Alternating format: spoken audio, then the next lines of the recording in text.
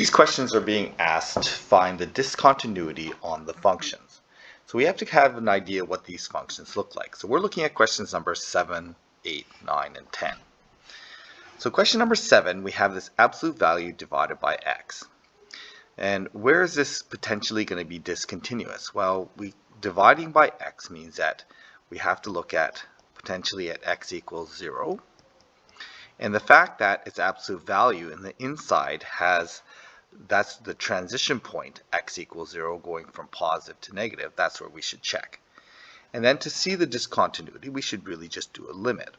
So the limit as x approaches 0, and we're going to do one-sided limits. So if we approach it from the negative side, that x is going to be a negative function, so we need to make that negative on top.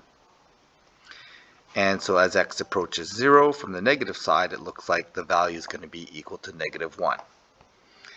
Looking at that same limit from the right-hand side, x goes to 0 from the positive side.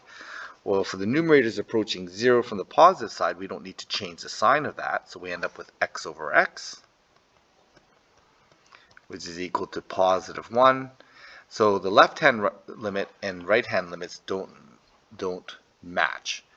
And essentially the graph's going to look like this. It's equal to, from the negative side, it's equal to -1.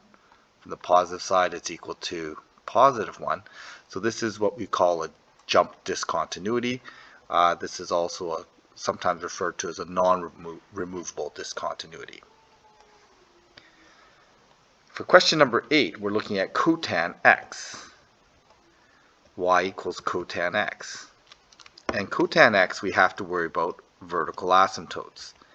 And vertical asymptotes are going to occur where the denominator is equal to 0 or when the sign value is equal to 0. So we have to look at potentially at x equals 0.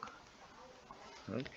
And as I look at this graph, the limit as x approaches 0 from the positive side of cotan x, okay, we're going to be approaching, maybe I'll rewrite this as cos x over sine x. Okay, the cos x is just going to be approaching 1. The sine x is approaching 0, but from the positive side. So we're going to end up with 1 over 0 from the positive side, so that's approaching positive infinity.